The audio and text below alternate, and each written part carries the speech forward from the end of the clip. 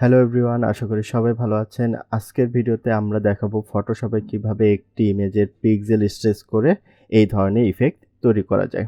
তো চলুন শুরু করা যাক।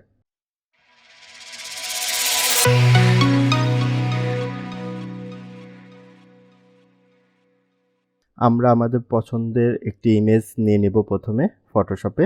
এই ইমেজের ডাউনলোড লিঙ্কটা আমি ডেসক্রিপশনে দিয়ে দিব, সেখান থেকে আপনি ডাউনলোড করে নিতে পারবেন।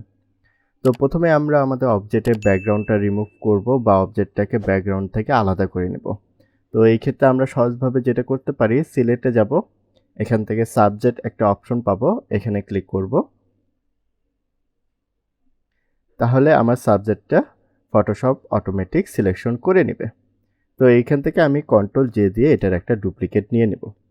এরপর আমরা এখান থেকে রেক্ট্যাঙ্গেল মার্কিং টুলটা নিব, আমরা একটা সিলেকশন করব। এরপর আমরা আমাদের লেয়ার 1টা বা অবজেক্ট লেয়ারটা সিলেক্ট করে কন্ট্রোল জে দিয়ে কপি করব। ঠিক একইভাবে আমি নিচের অংশেও একটা সিলেকশন করছি, দেন লেয়ার 1 সিলেক্ট করে কন্ট্রোল জে দিয়ে কপি করলাম।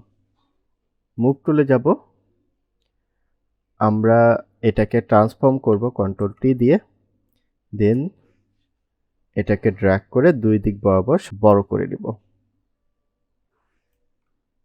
এন্টার প্রেস করব। পরবর্তী লেয়ারটাকেও সেম ভাবে কন্ট্রোল টি দিব, ট্রান্সফর্ম অন করে এটাকে বড় করে দেব।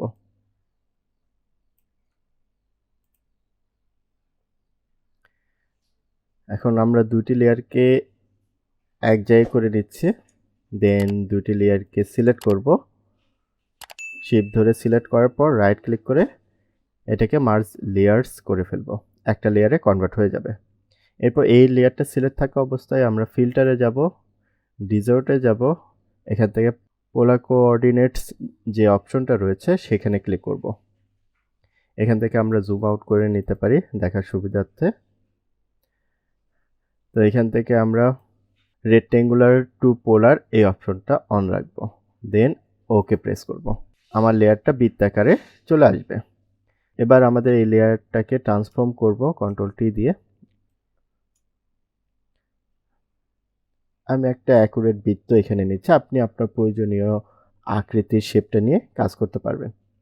এখানে এন্টার প্রেস করব। এরপর এই লেয়ারটাকে আমি আমার অবজেক্টের লেয়ারের নিচে পাঠিয়ে দেব। এবার আমাদের যে বৃত্তের শেপটা রয়েছে এটার একটা মার্কস নেব, এখান থেকে আমরা মার্কস নেব। নেওয়ার পর আমি ব্রাশ টুলে যাব, ব্রাশ টুলটার সাইজ আমরা থার্ড ব্র্যাকেট সেকেন্ড দিয়ে বড় করে নেব। এখান থেকে আমরা সলিড ব্রাশটা নেব, হার্ডনেস 100% করে দেব। তো আমরা আমাদের অবজেক্টটা সিলেকশন করব, কন্ট্রোল ধরে লেয়ার 1 যেটা রয়েছে অবজেক্ট, এখানে থাম্বনেইলে ক্লিক করব, তাহলে আমাদের অবজেক্টটা সিলেকশন হয়ে যাবে। এরপর আমি মার্কসে সিলেক্ট করব। তো আমি চাচ্ছি যে আমার সিলেকশনের বাইরের অংশ ইরেজ করতে বা বাদ দিতে।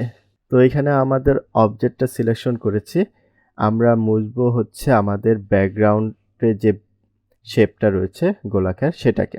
এখন আমাদের সিলেকশন তো অবজেক্টের ভিতরে রয়েছে, অবজেক্টের ভিতরে আমরা শুধুমাত্র কাজ করতে পারবো, কিন্তু এই অংশটা তো অবজেক্টের বাইরের অংশ রয়েছে, আর আমি বাইরের অংশেই কি ইরেজার করব।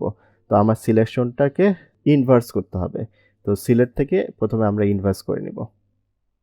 ইনভার্স করার পর এখন আমরা এখানে ব্ল্যাক অ্যান্ড হোয়াইট অবশ্যই নিয়ে আসবো ডিফল্টভাবে, দেন উপরে আমরা ব্ল্যাক কালারটা রাখবো।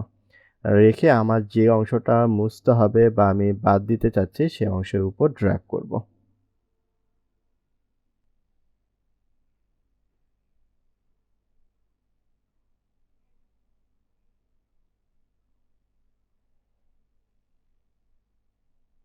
কাজ হয়ে যাওয়ার পর আমরা কন্ট্রোল ডি দিয়ে ডিসিলেক্ট করব।